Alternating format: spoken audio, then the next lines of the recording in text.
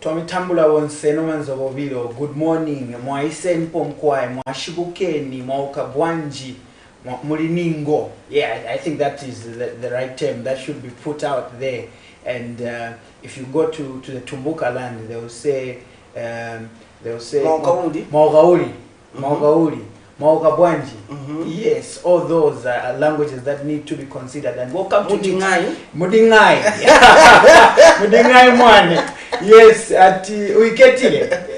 Muzwile. All those are languages that have to be I think embraced by everyone. And yes, it's a good morning here. It's all freezy and the weather looks very entertaining.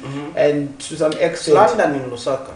Yes. It's London in Lusaka, and to some extent, if you are that one who's always taken by the weather, you'd feel like it's not a working day. But hey, good morning to you. Welcome to the Camnet TV Breakfast Show on a Friday, and it is Nelson Zul as well, Tabelo Yosimat, as we dive into ensuring that we keep you abreast with the information that is currently happening, as well as dive in the aspect of the world of business, as we bring to you nothing but the very best. Hopefully, Joy, you're having a great morning, because I'm having a great morning despite Liverpool having been beaten yesterday with 3-0 by Atalanta in the UEFA Europa League. I don't know how Liverpool is feeling, but I'm having a great morning. As a Chelsea fan, Liverpool yesterday managed to walk alone. Unfortunately, as a Chelsea fan,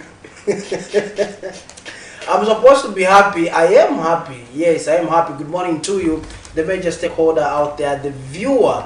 Thank you so much for joining us this morning. Expect nothing but the best. And in our main interview, we'll be hosting a Patriotic Front Media Director, Mr. Edwin Lufwekelo. He will be here with us discussing a number of issues. But for now, Nelson takes us to the health corner.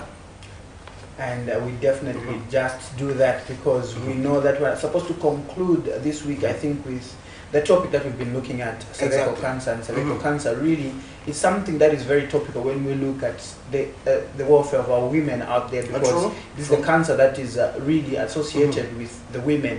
And we get to look at Dr. Nakuyana Mufwaya this morning as she gets to dive us into the world, or the topic being cervical cancer.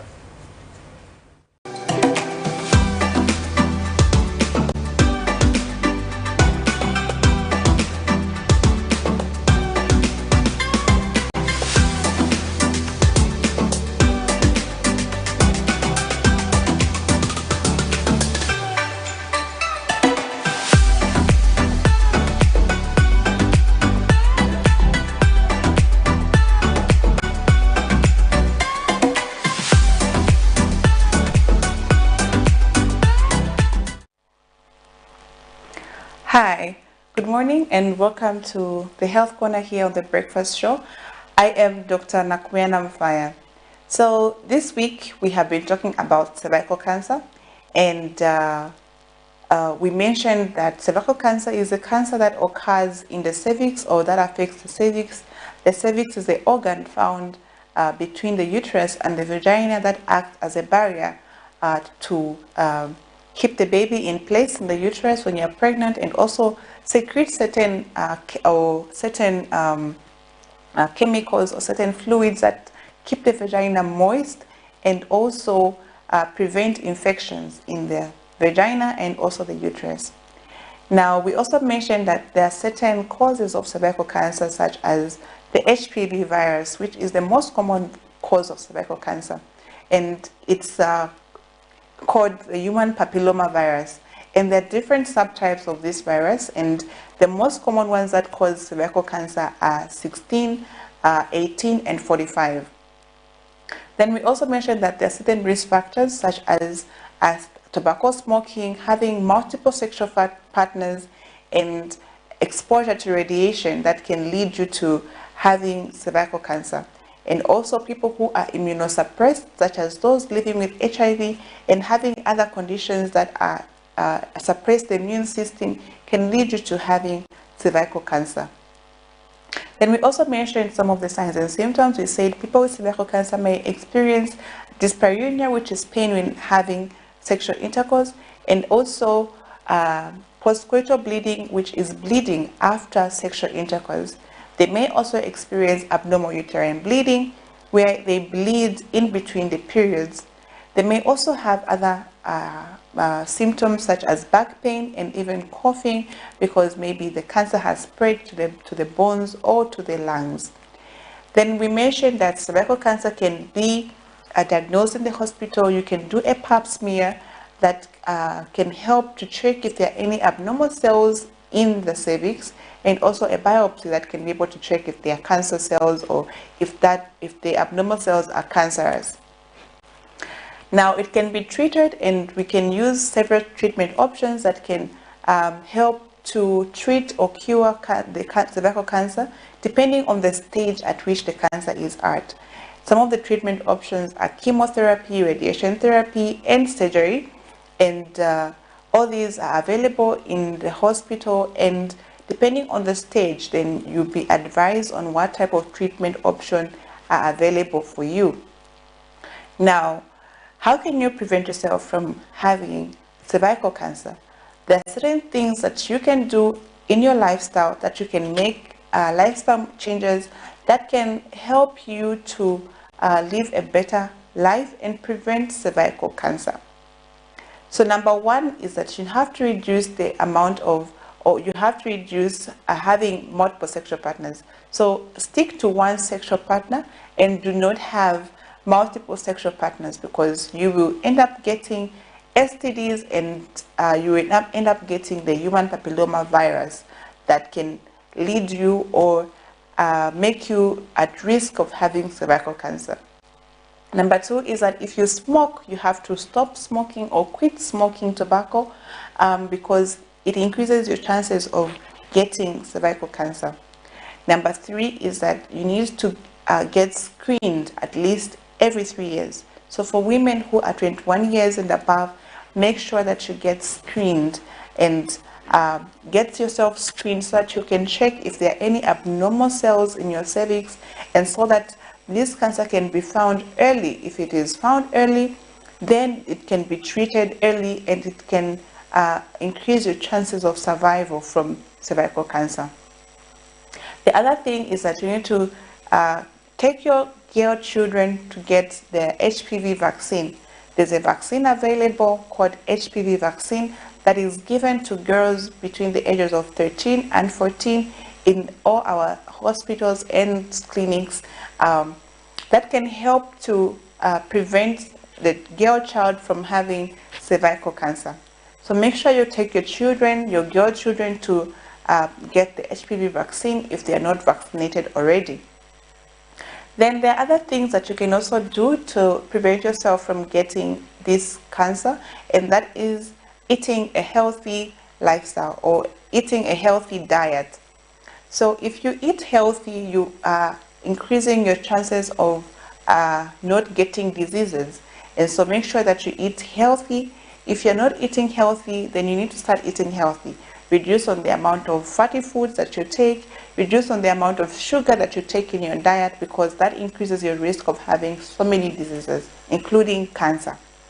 So reduce on all these things and increase your intake of vegetables, fruits, drink more water, and eat more fiber in your diet.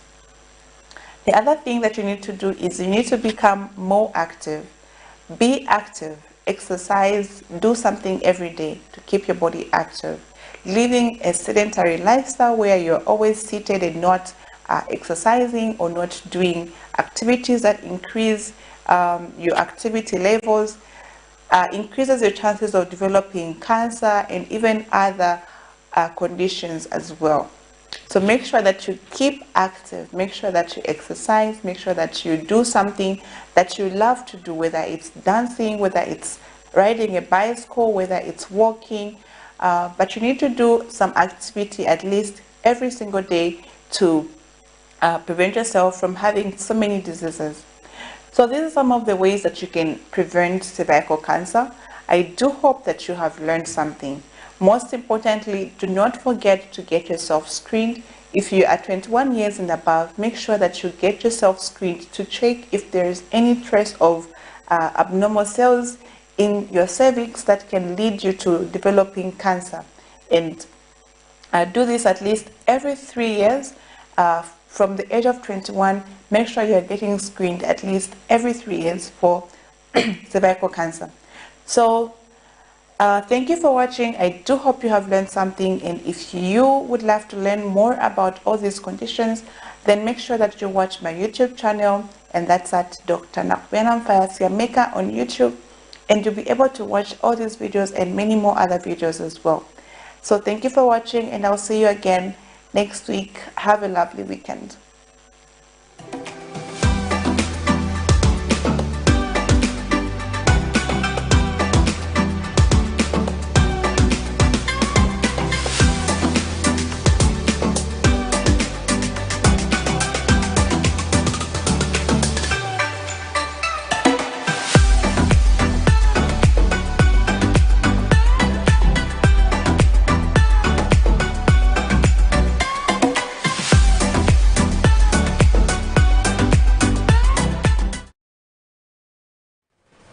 Kudos to Dr. Nakubiana Namufa right there, just giving insight on the prevention of cervical cancer. And we are pretty much sure that you've picked in a very important insight in terms of ensuring that you prevent yourself from contracting this type of cancer. And basically, just like I did mention earlier, that it is attached to women. And one of the concerns really would be that if you've picked insight from this, you can definitely give us a comment via our comment section on Facebook, as well as give us a call in terms of what topics really you'd want to be covered under this segment. And right about now, let's get to look at how the kwacha is performing against major convertibles, and it is a segment we call the money market. There you have it. The great British pound is buying at 31 kwacha and selling at 31 kwacha.62 ngwe. The United States dollar is buying at 24 kwacha.67 ngwe and selling at 25 kwacha.16 ngwe. The euro is buying at 26 kwacha.50 ngwe and selling at 27 kwacha.03 ngwe. The South African rand is buying at 1 kwacha.32 ngwe and selling at 1 kwacha.34 ngwe.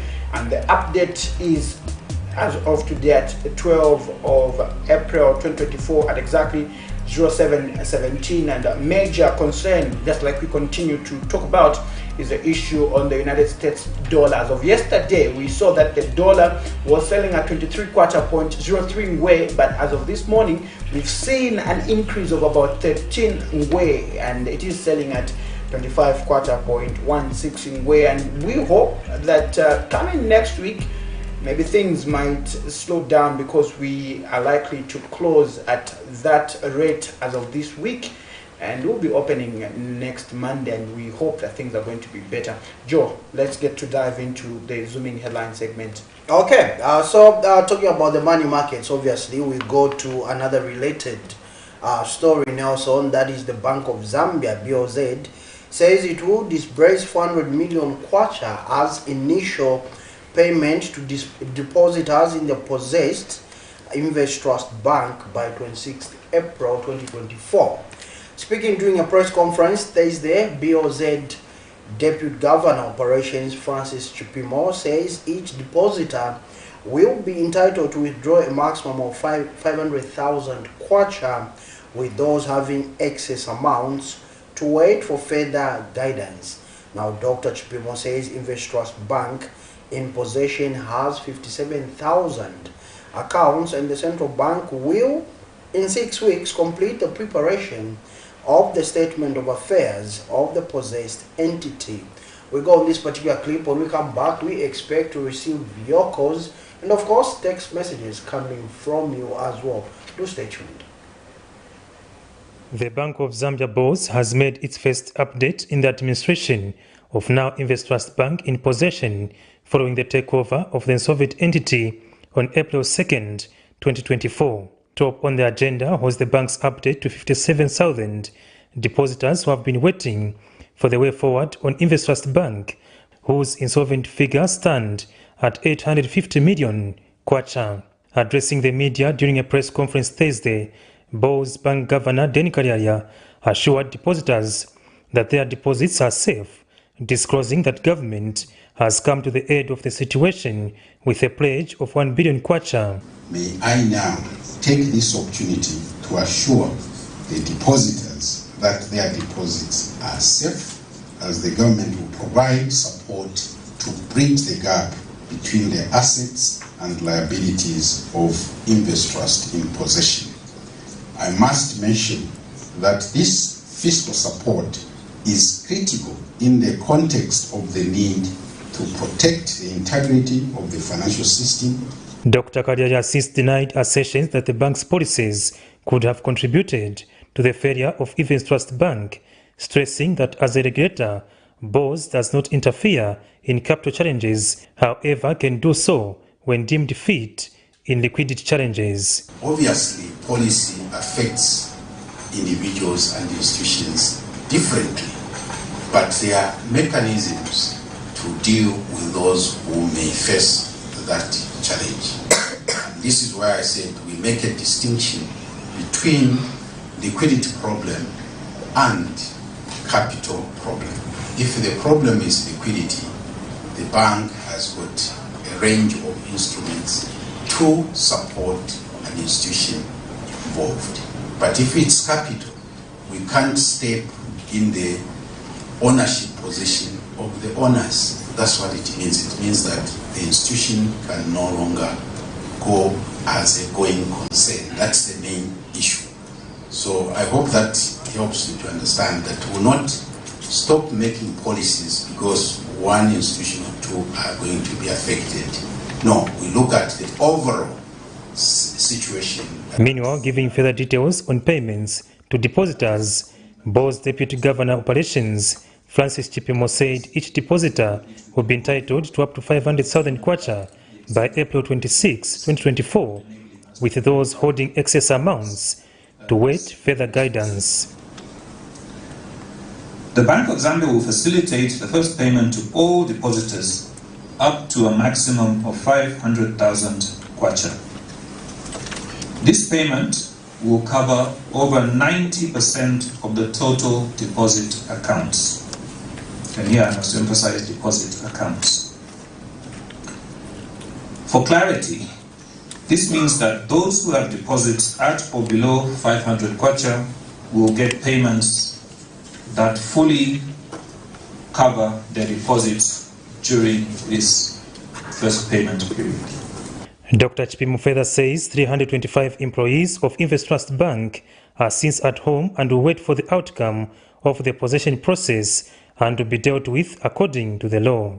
The central bank has since disclosed that the statement of affairs to determine the full scale of insolvency as well as assets and liabilities of Invest Trust Bank will be ready in 6 weeks. For Camnet TV News, Afias Kaptula, Lusaka. Okay, so that was a report.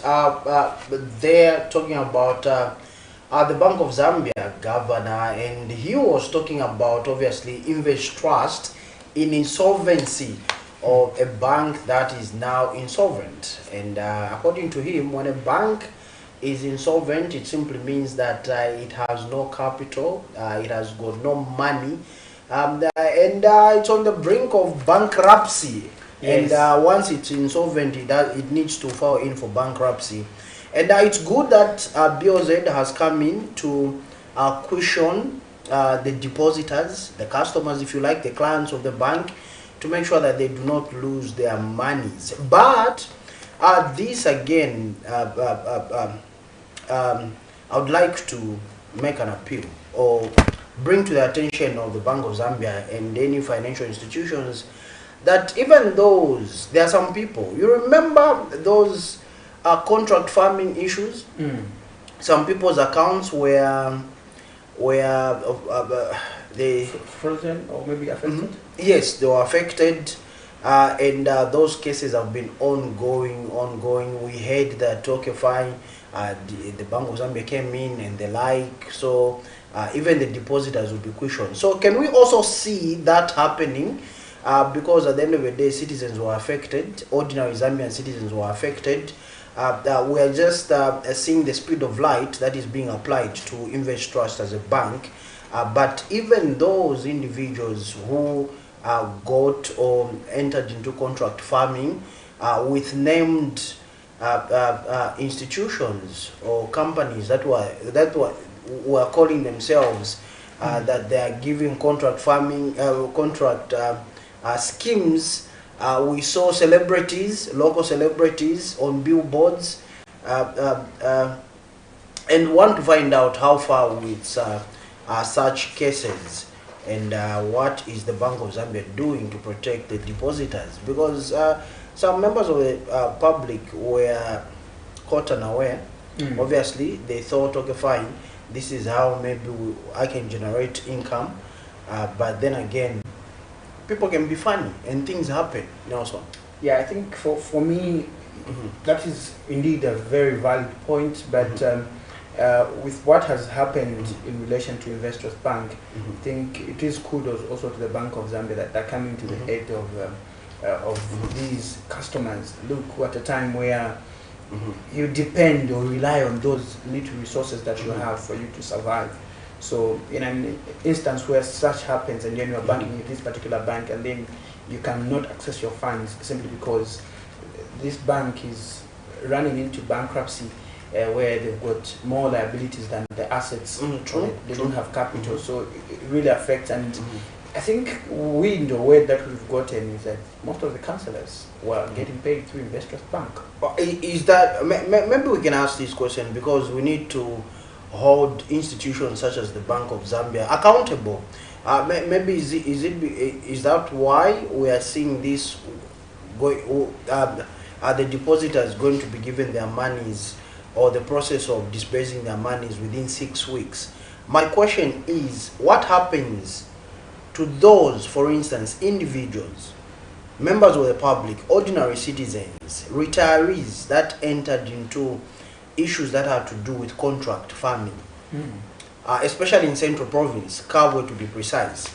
They entered into contract farming, and yes, there are accounts for these individuals that were managing monies on behalf of these members of the public were froze.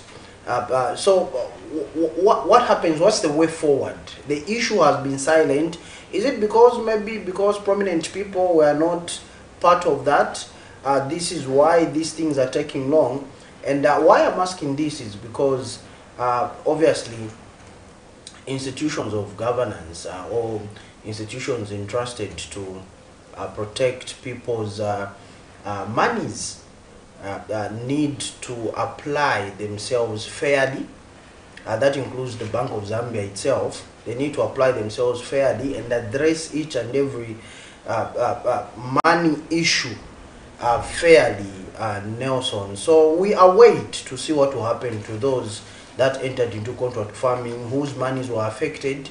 Retirees, teachers, civil servants got loans and entered into these contract farmings, and the owners of these institutions where they got the monies want their monies, and also these same owners of these so-called farms have gone quiet, and the excuse that they are giving is that our accounts are non-operational.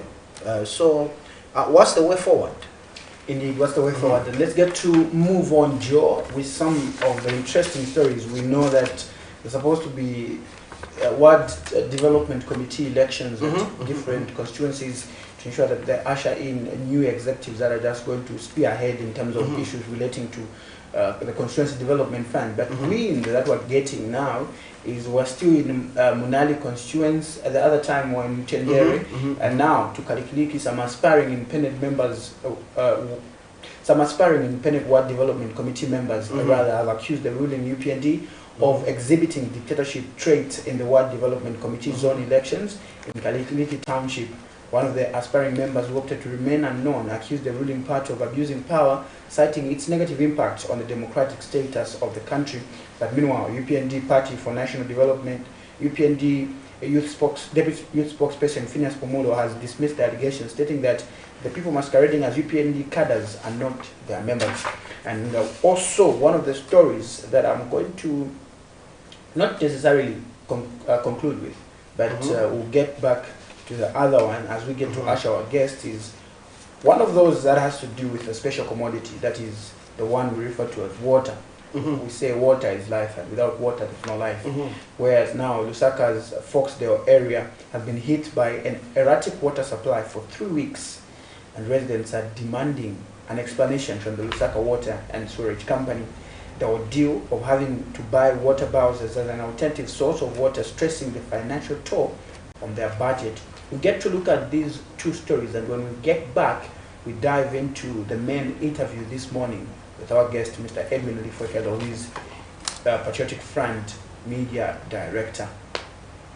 Barely 48 hours after commotion characterized what development committee elections in Lusaka's Mtendere area, a similar situation has been witnessed at the WDC elections in Kalikiliki compound in Lusaka, as independent aspiring ward development committee members were barred from entering the premises where the elections were being held. A check by Camnet News found a named school in Kalikiliki heavily guarded by the same suspected United Party for National Development cadres who denied entry PF members in Mtendere, equally blocking entry of anyone not voting for the UPND WDC aspiring candidate. This development, which is against the backdrop of President Hakainde Hichilema's pronouncement of a cadre-free country, has frustrated independent aspiring WDC members who were denied participation in the elections. In an interview with Camnet News, one of the aspiring WDC members has bewailed the alleged dictatorship perpetrated by the UPND. People are barred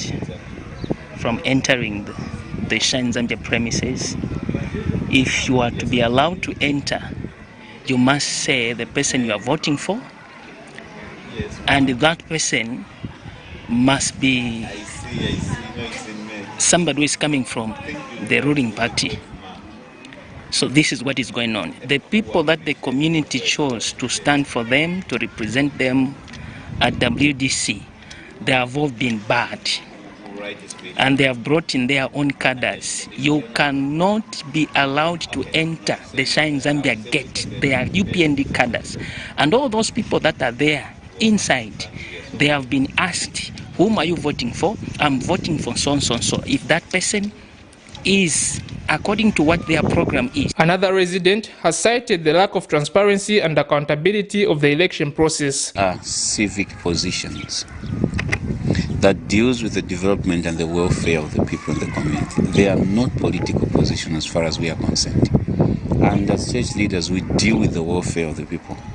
We understand the challenges of the people. The vulnerable are found in the church. We visit them in their homes. So when this opportunity came, we said, okay, let's take up these positions. That we work together with the government and see to either how best can we develop our area. So in the announcement, they were going through announcing of today's nomination. Today we went there to submit our papers. We are told no nominations were done 2 weeks ago. That's information that those on the gate, and the gate was closed. You couldn't go in. Nominations were done. Where were you? But where was that information? The information that we had. Meanwhile, United Party for National Development Deputy Youth Spokesperson Phineas Pumulo has dismissed the allegations, stating that the people masquerading as UPND cadres are not their members. So the allegations that our cadres are stopping people from participating, I mean, those allegations are not true. Yes, others may be stopped because those who live in those same localities, they know the behavior of those who have put their names forward. Maybe they know their history. That's why they are doing that. But even the person who is a junkie is also he has the right to participate. So if the others are being stopped, I think it is uncalled for. Everyone must be allowed to participate. As a party, we are not stopping. Chanda Mwango for Camnet News in Lusaka. Access to clean and safe water is an important aspect of life for every individual, as it facilitates key daily activities such as cooking, bathing, washing, and cleaning, among others. According to Development Goal Number 6, by 2030, Zambia seeks to ensure availability and sustainable management of water and sanitation for all. However, access to this important resource has remained elusive in Lusaka's Foxdale area following its erratic supply for weeks. On Thursday, 11th April 2024, residents of Lusaka's Foxdale area took to Lusaka Water and Sewerage Company (LWSC) to peacefully protest against this inconveniencing development. The residents have told Camnet News that the problem has been going on for years, a situation which they have described as a burden owing to the financial toll on their budget as they have to fund alternative sources of water, as well as the heightened risk of waterborne diseases such as cholera, typhoid and diarrhea. And yes, it has been reported several times, not once. Unfortunately as well, these people are on our group. We have a WhatsApp group, no response. There's times where they will actually just send a bowser, which happened recently because I think we've made enough noise, placed in the middle of a complex of over 100 houses and said, here, come and draw water from the bowser. What about people without maids or garden boys? How do they draw water? And how do you fill up a 1,000-litre tank with a 20-litre bucket? So it's not feasible. It doesn't work. So we have complained about this and nothing has been done about it. Area Ngombe has water supply at least every day. They have water supply. And in Foxdale, we don't have water at all. And we have to depend on buying water bowsers, which cost about 700 kwacha per 5,000 liters. So if you buy that, it only lasts about a week, it's done, or less, depending on how you... Lusaka Water and Sewerage Company, however, denied media coverage and opted for a private indoor meeting with the residents, who have since been assured that their concern will be addressed in due course. 1 month, then the whole month there's no water. Maybe 2 months there's no water, not even a drop. I mean, I think it's unsanitary, and I don't know if you want us to have cholera and if you want us to start suing Lusaka Water, if possible. I think it's unfair. We are your customers. You need to supply us with water. That is the agreement. That is your job, to supply us. We pay bills. It's not like we're not paying you. We're paying you for a service. We're not a charitable organization. You know, we're not begging for your water. No. It's just a necessity. It is a need. And we do not want to get sick. And even you do not want to have blood on your hands because you're not supplying with water. I think it's unfair. And bowsers are expensive. Your bowser one, I think I'll even show you. I have written on your page before. Wendy Mwanza, one of the residents, has since appealed to the Ministry of Water and Sanitation Development to positively respond to their concerns. Without water. And that's what's been happening with our estate. It's a good, beautiful estate, but we do not have water, and Lusaka Water are very much aware of it. Even on their page, I have written several times on their page. But all they do is they phone you and then that's it. So we're hoping that this meeting will come to fruition, we will have water as he promised us. So Chanda Mwango for Camnet News in Lusaka. Zambia, are you ready? Zambia Youth Conference 2024 is here with Archbishop Dr. Bernard and Mrs. Bibiana Nwaka under the theme Raising the Next Generation of Priests and Kings. From the 17th to the 21st of April 2024, speakers Apostle Dr. Francis Pius, Bishop Robinson Fondong, and others. And ministering in music, Ephraim, Son of Africa. Time, from the 17th to the 19th of April from 4 p.m. On the 20th of April from 9 a.m. to 4 p.m. On the 21st of April from 9 a.m. at Living Water Global Church in Kitwe, Zambia, near Usakile roundabout behind Puma Pumping Station. Come and become a history maker.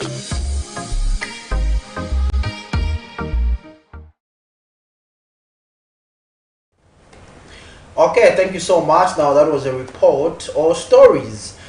First of all, with what is happening with the WDCs, where some members of the public that are perceived to belong to the opposition are being disadvantaged, according to that particular report and what we obtained on the ground.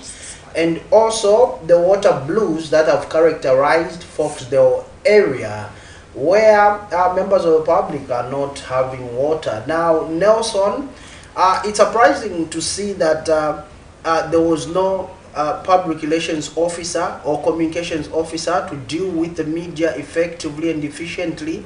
What we saw is that a gentleman was taking note. Is he the legal secretary or something? I don't know. I was asking myself questions, and what I was really looking out for in terms of that story was the fact that these residents did take their time and resources to go to this water utility and raise their concerns with them. But to some extent, there was no response that was given aside from assurances that we are aware of the problem. Now, if you are you addressing it? Are you addressing it? I think that was the major concern that would have been raised. And the media denied coverage? And the media denied coverage when the PRM is there. I think that is unprofessional because it is unprofessional. Yes, it is unprofessional. If I go there, I'm striking by all means to have a balanced story, right? In fact, you're helping them. Yes. I'm at their premises. I want to get the side of their story. If I do a story, then you're locked outside as the media. Yes, that is one-sided. You see maybe an article that media personnel in Zambia are unethical, they're not professional, but we try by all means to get. You see? I think such issues need to be addressed because we've also seen the same with some I would say some government officials where you do a story to some extent it is contentious against them when you try by all means to give them an opportunity and get their side of the story. You call them, they tell you I'm in a meeting, you call them again, they tell you I'm busy. Yes. They are ever busy. But the moment you do a story, you get now a response. You say, why were you not waiting for my response? But why? The question is, why get into public office if you can't account to the media? And news does not wait. Anyway. Okay, and talking about the media and communication and media directors or public relations officers, we have Mr. Edwin Lifwekelo here, who is a communications officer, if you want, but he is the media director for the Patriotic Front. Good to see you, sir, and welcome. Good morning everybody, good morning listeners. It's good to be back in your studio. The weather looks good for a change. I think it has been hot the past week, so we are good to go. Okay. Hoping that it won't be business as usual, but we'll be able to adapt to the environment. Okay. Yeah. First things first, Mr. Lifwekelo, you are coming from the former ruling party, now in opposition, and we could see how, for instance, your party would come to, when such matters are raised, they would come to defend, to talk about issues and defend their party and be able to be media friendly. You are in opposition, you are still coming for interviews, and you are here. Quickly, let me get your thoughts regarding that particular story we're just from witnessing. I think that story, especially that there was the aspect of journalists having been not being allowed to cover what was going on, I think was unfortunate. Okay. Ideally, I think that all the institutions have public relations officers. Other than that, they also have individuals that have responsibility to ensure that they disseminate information to the public. So it's unfortunate that you have a situation where you are unable to get information as and when you need it. So it becomes difficult for you also to disseminate because you speak on behalf of the public. So if you can't disseminate information on behalf of the public, by virtue of the fact that the institution is not availing information, that becomes an issue. So I think that the issue we have seen, I think whether from the government perspective or the institutions, has been the aspect of poor communication. So that issue scenario that that just unfolded is the aspect of poor communication. I think ideally the people of Zambia, in particular the public, the taxpayers who pay money, have a right to be informed and they have a right to know what's going on at a particular time. So we hope and pray that the guys that have been given the responsibility to ensure that they disseminate information are able to do that on time, because like you are conversing, media does not wait. You cannot invite people. It's real time, so people must be able to get information as and when it's happening. So if you can't broadcast and be able to give the public what's happening on the ground, then it becomes an issue. Mr. Lifwekelo, you are a communication officer, obviously, in the PF, and you have the communication background. But let me find out from you. From the look of things, when you talk about inadequacies in terms of communicating, whether it's from the aspect of government or the institutions of governance or government institutions, do you feel Zambia is short of people that can occupy these offices and be able to be media friendly and converse with the media? Do you feel Zambia has run out of people that can occupy these offices? I think generally that will be an extremely unfortunate statement. The reason most institutions train human resource individuals, it's ideally to have people that will be able to speak to the public as and when a need arises. So we don't have short of human resource in Zambia. I think we have a number of people both from the private sector, government, so to speak. There are people that are being paid specifically to convey messages, specifically to market an institution, specifically to disseminate information on behalf of the institution. So when you ask me a question as to whether we have short of human resource, I don't think that that's the position. I think ideally what has happened is that we have what we call a laissez-faire attitude by individuals, a layback position where people now, as long as they get their salary at the end of the month, I think that is enough. They have arrived. So they don't even have to waste time with the media, with the public, because generally what you're doing is to speak, fill in the gap on behalf of the public, so that you're able to give the public correct information, factual, as and when everything is happening. So ideally, to answer your question, I think that we have people that are already in place in terms of human resource that will be able to communicate. I think that going forward, it's entirely up to whether it's in the public sector, whether it's institutional or political parties. We have to have a barrier of individuals that are able to disseminate information rightly so at the right time, so that we don't become disingenuous. Okay. Let's get ready to also move and look at some of the economic happenings in our country. One of them is the development and at Investors Bank. Yes. And so to speak, is that this is not the first local bank that we can safely say, or definitely allude to the fact that it is headed in a bankruptcy after what happened. It's already bankrupt. Yet we also saw the same DBZ, Development Bank of Zambia, going the same route. Is it that we as Zambians cannot manage our local banks? No, I think that what has happened to Invest Trust is very unfortunate. You are talking of two pillars here. You are talking about the workers themselves that are employed, that in the event that the bank has been declared insolvent, it means that the workers will not be able, they are being subjected to misery, they will have no jobs. So ideally the backlog of people that will not have work is being thrown on the street. So that's one aspect. Two, you have also clients, those that have money within Invest Trust, monies that have to be protected and preserved. And of course government on one hand. So ideally what we have seen, I think that there is a lot of political appeasement, I think, in terms of how these banks operate. From where I'm sitting, I think that it will be important for all of us to encourage indigenous banks, which are being driven by Zambians in particular, that are able to achieve their objective and be able to succeed as and when. Because when this government came into place, they told us that they would want to promote local industry, local investment, banks also that are driven by indigenous Zambians. But to see a situation that has happened to Invest Trust, like an example you gave on DBZ as well as other banks, I think that it's very unfortunate. The red lights, I think the red lights were already there. The signal was already there that something was wrong.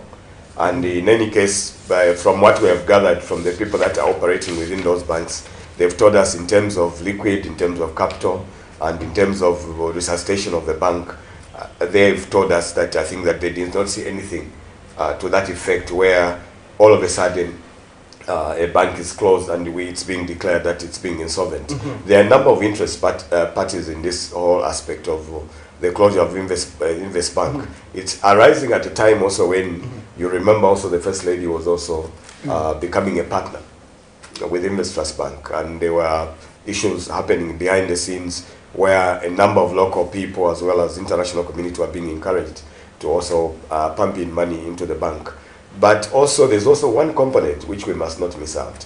And this component is that when banks are operational, it's important that the banks are not abused, because politicians tend to abuse banks by virtue of borrowing without actually returning back resources. So in the end, you have a situation where they borrow and you don't return, and you know the consequences of borrowing and not returning money. At the end of the day, the bank will be, of course, operating below par. So this situation is a situation where individuals ideally could have borrowed money from the bank, and some of them, because they're politicians, I think that the issue of sustainability in terms of paying back monies to the bank so that they're able to sustain themselves hasn't been there. So it's a very unfortunate situation. Do these scenarios also create a narrative that we as Zambians are really not ready to run our own industries and we are not ready to support each other? No, I think that we are ready. I think that from the indigenous perspective, I do not think that Zambians will be able to are short-handed in terms of supporting a Zambian. So I don't think that we have the expertise, and it's true that and you remember that Zambians, when they are invested resources in banks like Invest Trust and whatever, they are not in there individually. They also bring partners on board to support the sustainability of the bank. So the aspect of whether we are able to generate resources and be able to sustain the bank because I'm a black person or because I'm a Zambian, then I'm failing in those areas, I think does not arise. I think that in most cases, there's always political interference. Okay. We are yet to see what will happen right now, how government is going to react now that the bank is being declared insolvent. It has already been declared insolvent. How they're able to assist the workers of that bank to ensure that at least we don't have a backlog of individuals going on the street without jobs. So I think also we must also not lose sight of the fact that when this government came into office, remember, there are a number of people running, indigenous Zambians that are running companies in this country. A number of them, you can mention them, that have been taken to court by this government on suspicion that these institutions worked with the PF government. So let's maybe get to just hold your thought, Mr. Fukeo. Do we have a caller? Hello, good morning. Hello. Hello, good morning. Yes, sir, good morning. Your name and where you're calling us from? I'm Geoffrey from Sierra Leone. Okay, Geoffrey, your contribution, comment or question to Mr. Fukelo here. Okay, I hate, I'm trying to, okay, maybe it's too quick to call. Yesterday when the governor of Bank of Sanda was giving out the information on the status of Invest Trust, mentioned regarding the overhead of the Invest Trust in terms of the borrowing, inside borrowing. Invest Trust has about, according to what I heard yesterday, about 300 plus workers. But there was an emphasis on the overhead and the borrowing within the bank. We don't have the details of what exactly type of borrowing or loans maybe the owners and directors and the like could have borrowed. And in the investor situation, I don't see any political appeasement in that. But you know, it's a situation where people feel recapitalized, but at the same time, they take advantage of other people's debt.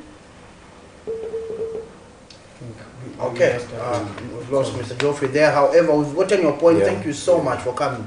Mr. Fukelo, you can continue on your line of thought. Ideally, basically, all he's saying, I think, is he hasn't got the facts in terms of what was being said in terms of that announcement from the bank governor, in terms of what has led to the bank being insolvent. But ideally, I think that is ruling out the aspect of a political appeasement, that maybe there could be no political hand in the whole thing, but it's the aspect of borrowing, which I've rightly pointed out, that it is possible that a number of people from these banks borrow so much, then at the end of the day, they are not able to recapitalize the bank into the bank, so that the bank can generate profit, the bank can generate interest on behalf of the clients. So the situation that we have at the moment, hopefully, I'm just praying and keeping my fingers crossed that is not the aspect of political interference or political appeasement or abuse by the politicians in a way. But I think that government also has a responsibility through the Bank of Zambia to ensure that they insulate banks and ensure that even when a red flag is raised, they're able to know and be able to advise correctly. I do not think that this happened just overnight. I think that there were already signals, lines that were being shown that something is wrong, something is happening. Isn't it why ministries and government is this not why they've got technocrats that Yes. that are able to see or to foresee what will happen in the near future, in the first quarter, in the second quarter, Yes. such that when that comes to happen, they already know and they've put mechanisms in place, Mr. Advocate? Absolutely, but we keeping our fingers crossed. Our prayer is that we hope that the insolvency of Invest Trust is not based on the fact that someone has allowed it to close, so that the politicians in this country have a tendency of allowing institutions, viable banks, in DBZ as an example, Invest Trust, and many other institutions to close, and then at the end of the day also come in the back door and be able to also purchase and buy shares into those institutions. I hope it's not a situation that is happening to Invest Trust, where we'll see the very people using different pseudonyms will come through and be able to get shares from the same bank and be able to resuscitate. I hope it's not an issue of personal interest of individuals that want to remove those that are already there and then replace them with individuals of their interest, so that they're able to amass wealth using the bank and liquidating and throwing the workers on the streets. I hope that's not the situation. Okay, moving on, Mr. Nfokelo, let's find out. Load shedding, and yesterday we had residents from Foxdale complaining regarding erratic water supply. Now, this load shedding schedule has been met with mixed reactions from members of the public. We have been told from the power utility company ZESCO that it's 4 hours. However, sometimes you are load shedded for more than 4 hours. We have been told in some areas it's 8 hours. However, they are load shedded more than 8 hours. Sometimes 10 hours. Sometimes 10 hours. Mr. Nfokelo, erratic water supply on the other hand, and the issues of load shedding. How can the economy grow? I don't know, but remember, Smata, the way we are told that when our colleagues came into office, they told Zambians, they told all of us that just under 1 year or 8 months that they were in office, they had managed to end load shedding. I think there was a public announcement that was made by the president that they've ended load shedding. Amazingly, also, it's also something that is disingenuous also to imagine that you have load shedding in the rain season, because remember we're still in the rain season. And it's been raining. And it's been raining. So yes, water's bodies could subside to a larger extent. Yes, we have had a drought. Yeah, but in some parts of the country. In some parts of the country. It's not that the whole country has been affected by drought. So in some areas, I think that Zambians were given hope and trust that with the coming of the UPND government, especially that they came into office on the backdrop that they promised the Zambian people that they'll be able to deal with load shedding and be able to end it. And the announcement was made, of course. Remember, there was even a press briefing that was held at the State House where the president said, is there anyone being load shedded here? It's because of the work that we are doing in the background. Of course, that it is in public domain. It is in the public domain. It's not something that Ifekelo is trying to create. It's something that we already know there. So ideally, we have also been told that with all the resource that we have, with all the water bodies that we have, there is no reason whatsoever for this country to be subjected to load shedding. Because when we were in government as PF, I think that you agree with me that as we were leaving office, I do not think that there was a situation where Zambians would envisage that there will come a time when they will be subjected to load shedding. We were told, the Vice President Inonge then announced that load shedding is over. Even when these guys came into office, other than what they told us, that the machines could have been dilapidated, that the machines were not working and they were trying to do the maintenance and stuff. To be subject to a situation now, my brother, in terms of production, you know, there's absolutely no production going on currently because of the issue of load shedding. And like you have said, it's chaotic. Sometimes where I live in Chalala, you have electricity you have no electricity from 6 o'clock. Sometimes almost up to about 6 o'clock. Like yesterday, we were lucky we had electricity almost throughout the day. But ideally, they started with 4 hours. I mean, they started with 8 hours, and then they said, no, let's commensurate that with, we demarcate it to 4 hours. But even the 4 hours itself has become chaotic. At times, you don't even know where you are. We have even lost track of the load shedding schedule as to whether we are following it or not. And what is it doing to the economy? Of course, the economy is suffering because there's lack of production. And if people have no electricity, especially in particular, small scale industries like those. Do you feel they're being choked? Of course they are. I mean, they can't breathe. They can't breathe, especially these guys who do welding in Kalingalinga. Take a walk and check what's happening in Kalingalinga. Take a walk and check what's happening in Kanyama. You'll find that the economy has come to a standstill because nothing is happening. And you know, when load shedding comes, when there's no electricity, it means there's no water. And two serious components. If you don't have electricity and you don't have water, you can't survive because water is life.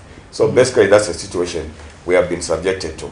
But we hope that this is not arising from the fact that because of poor policies that have been put in place, or because individuals, remember when this government came in place, there were a number of experts that were removed, directors.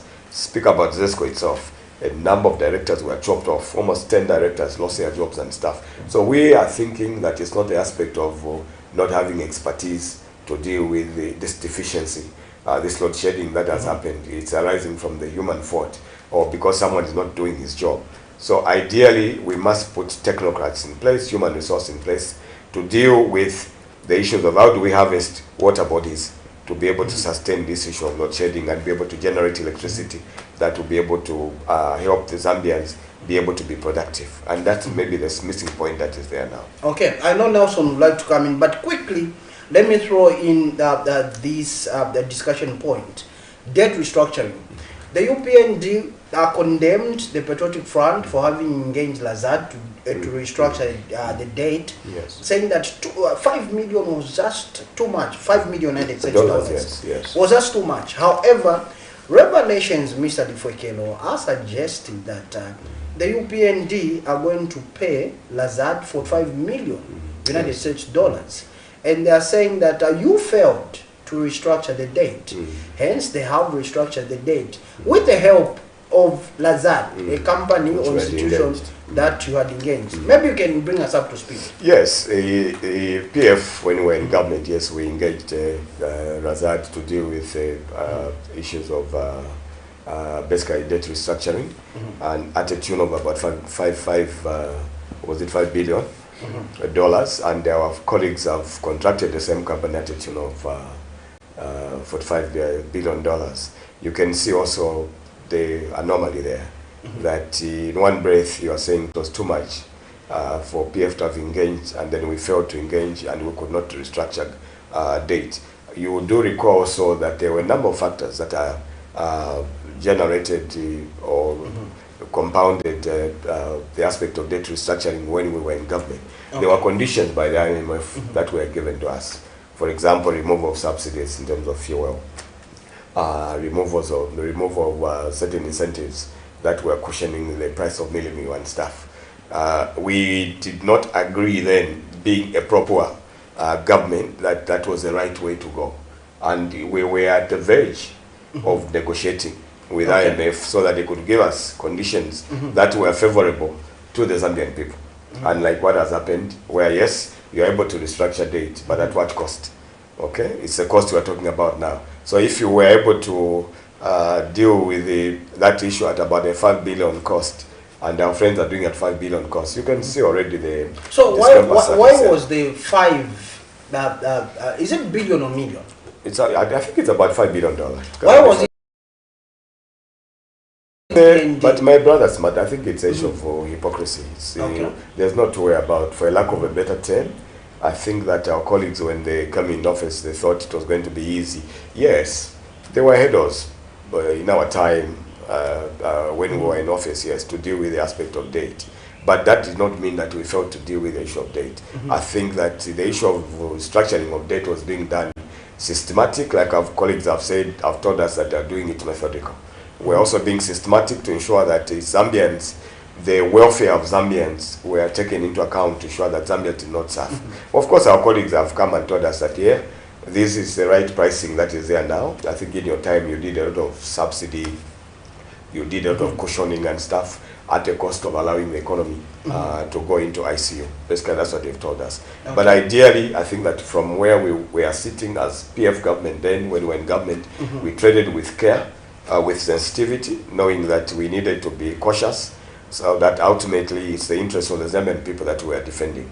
So yes, our friends have done it, but remember that they didn't just come and fall from heaven and start doing debt restructuring. There were previous governments, PF, MMD, that laid the foundation to ensure that our colleagues came and are riding on the euphoria, riding on the foundation that was already created by previous governments that were in office. So even the issue of employment, for example, let's just give employment, the issue of employment of teachers, employment of nurses, it could have not happened if there was no infrastructure. So ideally, you'll find this infrastructure has been created. Your friends are doing the foundation, trying to set up, to allow the process of doing the recruitment. Then you come, we lose power. Then they come, they take over, they do the recruitment. That does not mean that PF failed to do the recruitment. It's because they were in the process of doing the recruitment, but they could not do it.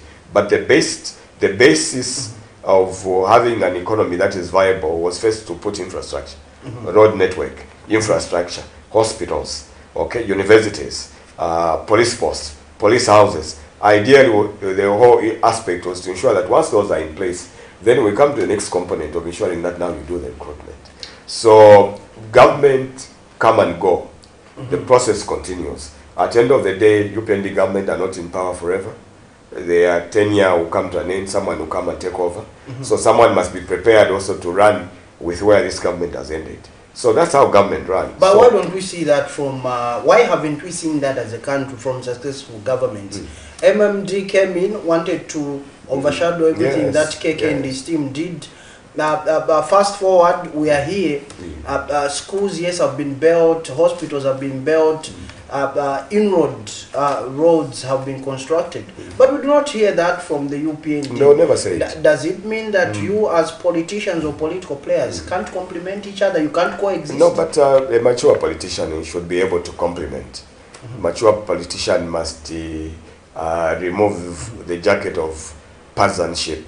Where because you're in office, you can't compliment the others. Where they did well, you can't compliment them. And remember, this regime, the current UPND administration, when they were in office, the leader that is at the helm of the leadership of the party, if you bother to follow what happened when he was in the opposition, he was in the opposition period of Mazoka. He was in opposition the time the demise of Mazoka, and then he took over. There was never a time when I do recall, or Zambians can recall, where this administration and its leadership was able to complement, whether it's Mwanawasa, whether it's Rupia Banda, whether it's Edgar Lungu, whether it's Michael Sata. Go back to the political archives, you will find that there was nothing, absolutely no compliment whatsoever, of complimenting just to say, oh yes, I think Rupia Banda played his part. Yes, Mwanawasa played his part. It's only now that they are long gone that they are being, praised posthumously, because they are long gone now. They don't exist. That when people are able to compliment, say, oh, Dr. Kaunda did something very well. Mwanawasa did something well and stuff. They are being mentioned now. But during our colleagues' time when they were in opposition, that was not so. But what are the lessons? The lessons are that let us learn to compliment. It becomes difficult now that you are in office for others also to start complimenting you, because they're also learning. The Bible says, do unto others the way you want them to do unto you. What's good for the Ghana must be it must good be for good. the goose. Absolutely, Good for the yes. goose. So it's a two-way process. So if you don't have a measure of grace to be able to compliment others, but you expect others to be praise singers on your behalf, that you are indeed the Alpha and the Omega, and they are doing everything under the ambit to ensure that this is being done, it can't happen, because you have set a precedent.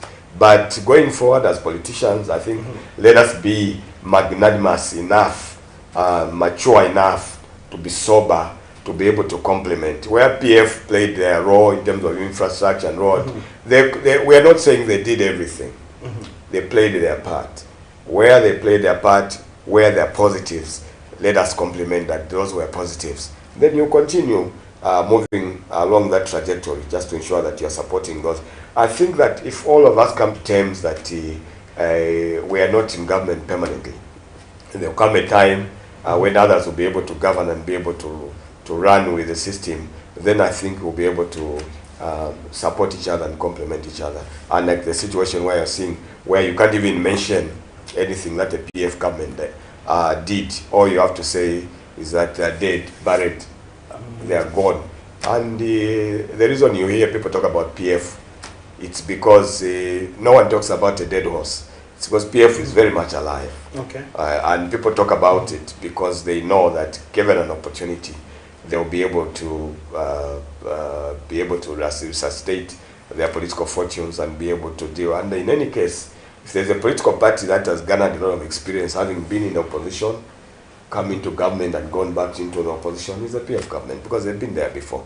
So I do not expect, personally, that if PF were given an opportunity, if God allowed it, I do not think that all these mistakes, all issues that happened, all the lessons we have learned, why we were removed from office, I do not think that anybody with a sane mind will be able to go in that office and start making the same mistakes. So we have learned our lesson. So our friends must also learn their lesson and know that they're not there permanently. There will come a time when somebody will be able to take over and also be able to run government. I'm glad you're mentioning about the issue of debt restructuring and the need to complement each other while in the political spectrum. Now, let's get to look at the issue of the $3.5 billion debt restructuring deal that was struck. And we've seen analysis from the Ministry of Finance and National Development that this entails that 70% of the country's national budget will now have some fiscal space where it can breathe and channel other resources to ensure that we also have development taking place in other sectors. Now, is the debt restructuring the answer to the problem that are currently being faced, and a good or leeway to ensuring that we get back on track the Zambian economy? Let me say it from this perspective. Debt restructuring is good. Okay. Very good. Yes, it has happened. All what debt restructuring has done is just to give you breathing space. But if you do not have policies in place to deal with the current economic challenges, youth unemployment, issues of drought, issues of load shedding, and many others in terms of solutions, things that affect Zambians directly in terms of their livelihood and whatever they do, debt restructuring will have no meaning at all.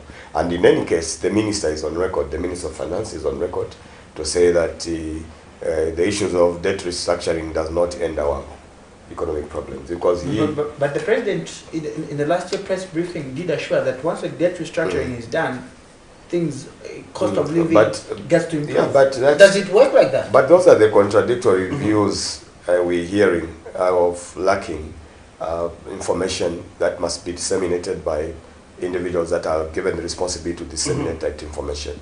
I think that if there's one thing that this government has been lacking is the aspect of communication. President will say something else. Of course, the Minister of Information will say something else. The Minister of Finance will say something else. Ideally, you want to play to the gallery. The President's job is to listen to the technocrats and be able to give a correct position on the matter. But if the President says it's all rosy, all is done with the debt restructuring, the Zambians are waiting, mind you. There's some Zambians are waiting to see what the meaning of the debt restructuring actually means in terms of the bearing on the lives of the Zambian people. They are still waiting. Okay. So if the debt restructuring has got no meaning, it does not commensurate with the livelihood of the Zambian people in terms of the cost of living, nothing happens at the end of the day. Yes, it's a long process, but our friends are putting it in such a way that once they've done the debt restructuring, we are good to go. It's all systems go. Everything will fall in place.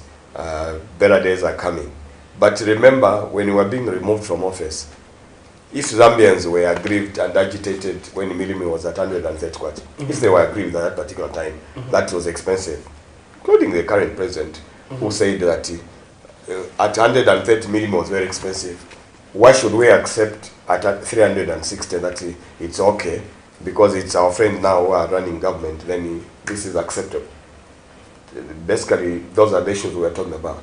So the reason why we are where we are is because there were promises that were made, whether politically motivated or whether people just wanted to come into office. Ultimately, a number of those promises haven't been made. They are doing their part in terms of ensuring, yes, that they try and drive the economy in the right direction, but ultimately, I think currently the situation is chaotic politically, and I think that nothing indeed is happening to the expectation of what Zambians expected, that immediately, because remember the impression we were given was immediately we come into office, this will happen, this will happen, this will happen. Those are promises that you make to the Zambian people. So if those indicators, economic indicators, don't happen at that particular time, Zambians have a right to question.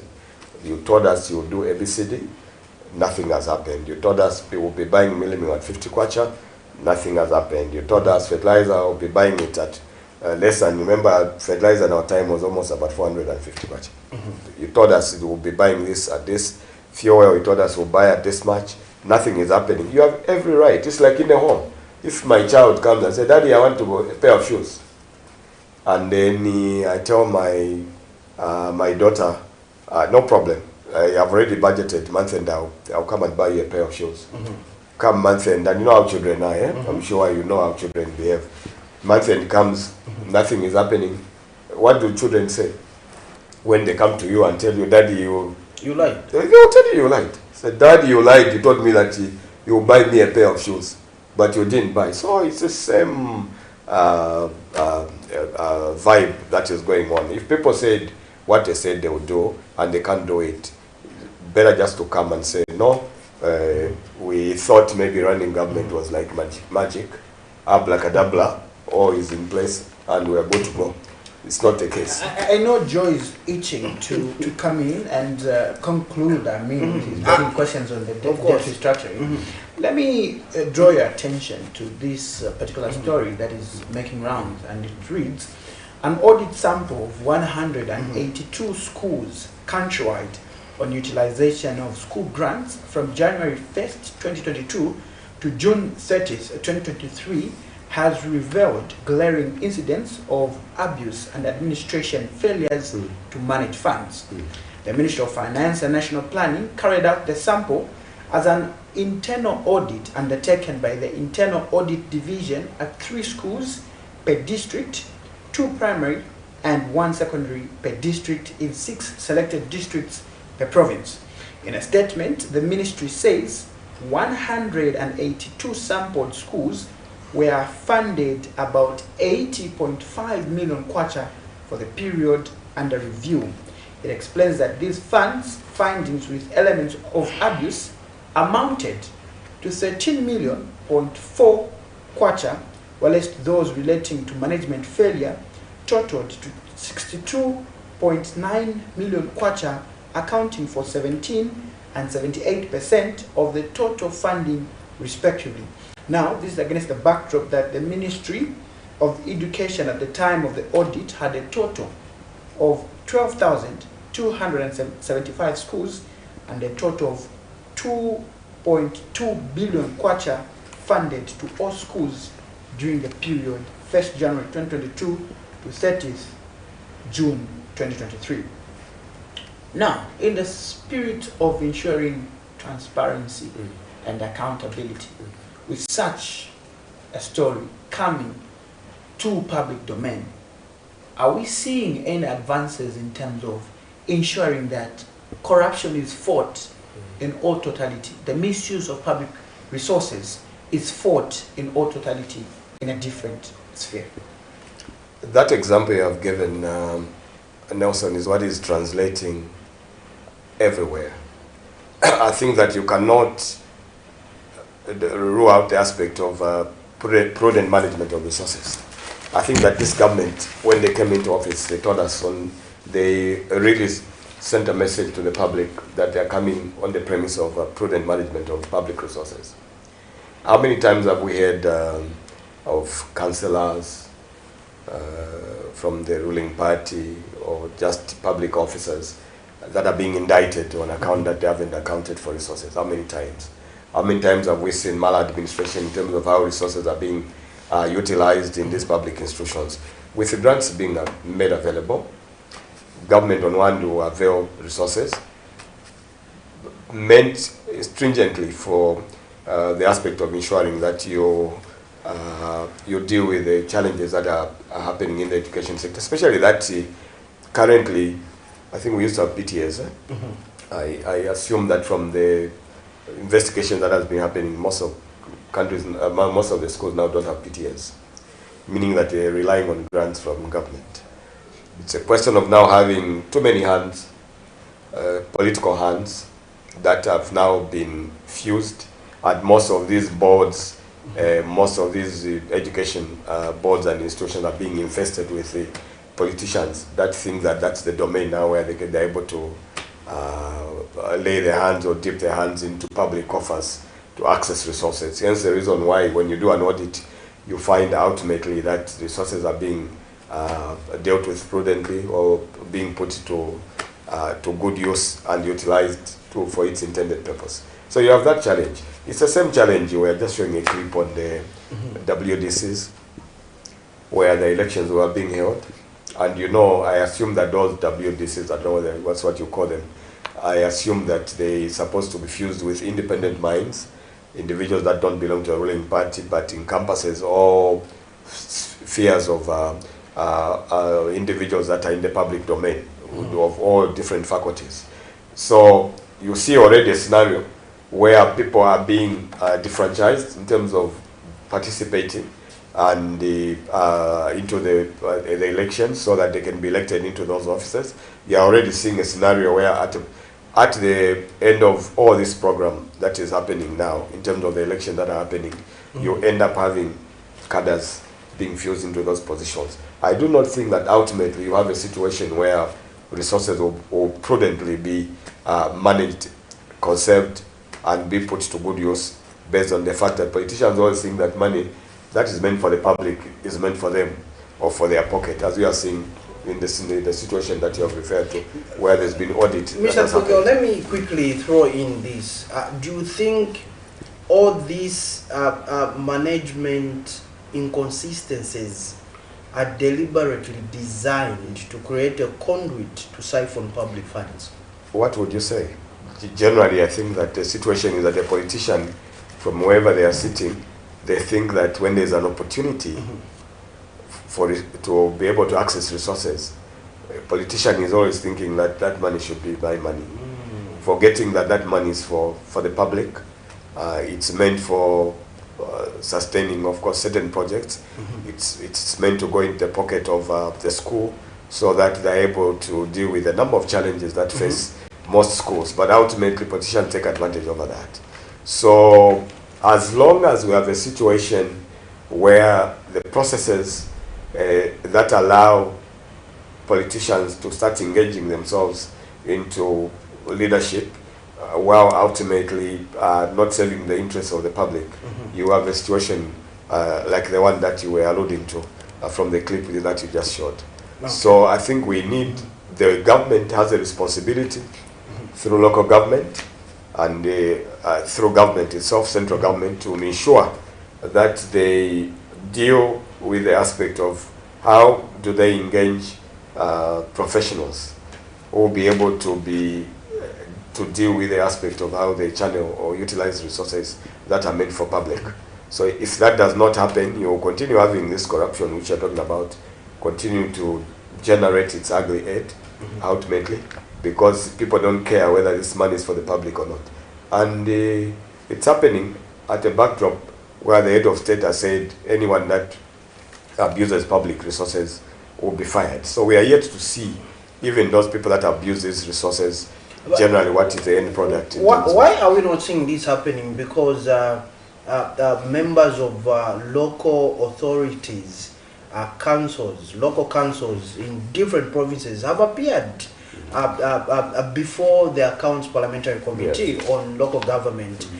And correct me if I'm wrong, maybe Nelson, you have heard of any council worker that has been taken to court or police because they've been cited in the Auditor General's report. They were brought before the Accounts Parliamentary Committee in charge of local government, and they were found to be wanting. We haven't seen anyone being arrested or being fired or being suspended. What is happening? Is the fight against corruption being taken seriously under this administration? Our prayer is that anyone that will be found wanting, be it at the council level, be it in quasi-government institutions or government. I'm sure you're aware that there are people that have been removed from government, probably as ministers on account of an element, allegations of corruption and stuff. We are yet to see the leadership, head of government, take action and ensure that those individuals are removed, fired from their position and used as a deterrent measure so that nobody will be able to start dipping their hands into public resources. So it all has to do with political will. It all has to do with the leadership that is there.